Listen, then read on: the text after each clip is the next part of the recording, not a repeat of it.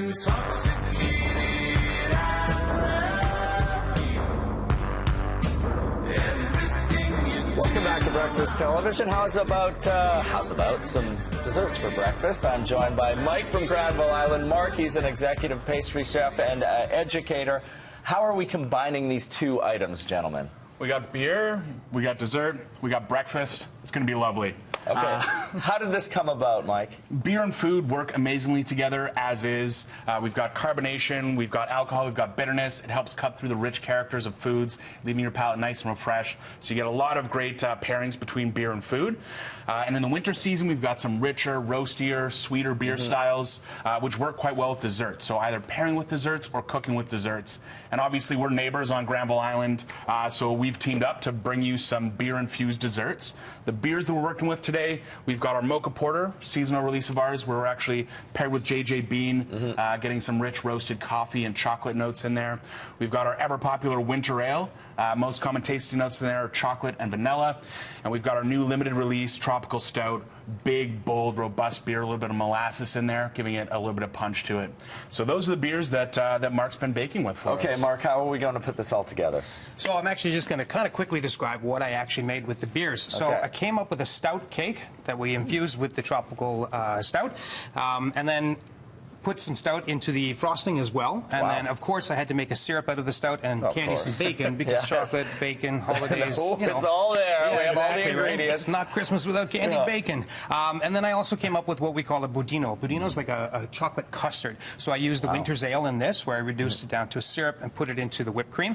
And then also into the chocolate pudding itself, a little bit of salted caramel made with the beer syrup as well. Okay, let's start making something. Yeah, so what we're going to do is we're actually going to make the tiramisu. So what I'm going to have Tiramisu. I'm very proud of coming up with that one. Oh, so you coined that. I did. Well, I don't know if there's a trademark. Let's trademark it. I did. So tiramisu is super simple to make, very, very easy. 4 ingredients. So what I'm going to have you do is we're going to start making the custard. So what you're going to do is you take the mascarpone and the sugar. We're going to put it into this bowl right here. How much? The whole thing? The whole thing, yeah. Everything in, everybody in the pool. And Mike, what I'm going to have you do, you're going to pour some of the coffee porter right in there. So instead of espresso, we're actually using the sugar, coffee porter. Mark? Yeah, sugar right in as well. Right in. And then you can start mixing that up. Okay. I'm just breaking up the ladyfingers. Yeah, you're just going to break them up and just going to kind of dunk them in. They soak up the beer really fast. Just okay, like that's in the beer. You have a bowl of beer and ladyfingers. A bowl of beer. What's wrong with that, right? To this, we're going to and to this, we're going to add some pasteurized egg yolks. So this got a little bit of sugar. Into my mix? Right into this mix right here. I feel like I do need a little more liquid in there. Let's get those egg yolks. So once you get in there, it'll loosen up. It'll become a little bit easier. All right. Okay, Mike, you're just going to take those and you're just going to drop those right into the glass, just like that. Okay, now we're going. There we go. Now we're getting some action. I'd say we're cooking with gas, but we're not. We're not cooking with arm power. Exactly, arm power. And there's a lot of great recipes you can do with beer, not just desserts, but they're great in soups, stews. You can use beer as marinades. And as you're talking about the syrups, you can definitely reduce beer down in sauces and gravies. So a lot of great things you can do with beer in the kitchen. Okay, do I need that too? Yeah, so the whipped cream's going to go right in here. I might just steal that back from you. Yeah, you finished the job.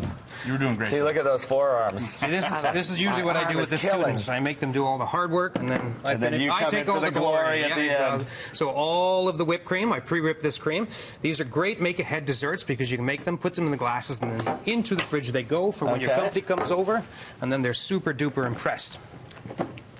Okay, so once this is all done, Mark, where do we go next? We're just going to put this directly into the glass, right on top of the beer-soaked ladyfingers. Okay. And then basically, we can build it up in layers, or we can just do a very big... Let's just throw it right on there. Right on top there. Again, this one is one you can make... Oops, a little bit of a mess there. You can make this ahead of time. The students aren't here. They're not watching. Exactly. Well, they might be, actually. I'm not they might be watching. So basically, you can do another layer with the ladyfingers if you want, or you can just top them off. Traditional tiramisu done with cocoa powder. We just put a little tiny bit of cocoa powder on there. Nobody likes a big mouthful of cocoa powder. No. Yeah. Just like that is perfect. And then I usually like just kind of finish off with just some straight coffee grinds because it gives you that coffee blast that's going to match really well with the beer. Okay, now how do you eat this? You just... No. Got set up in the fridge already? Do not chug it. Yeah. All right, let's give that a... Oh, and then you refrigerate it. Yeah, and then you put these into the fridge, and then overnight or 2 hours, and they'll set up really, really nicely. Get a nice kick from the beer. I've had several of these during the testing phase, so... the early start. Yeah, exactly. Fantastic. Where do we get these recipes? You can find them online at gib.ca. We're actually going to be doing the Bodino as a special in our tap room as well for the coming weeks. So you can stop by Granville Island, check us out at Granville Island Brewing, and head over to Pacific Institute of Culinary Arts as well. Classes starting up after the holidays? Yeah, after the holidays, January 7th. We have a little bakery. It's open to the public. Come by, have a sandwich, have a coffee. Fantastic. Thanks so much, guys. Stay with us. You're watching Breakfast Television. We'll have more coming up.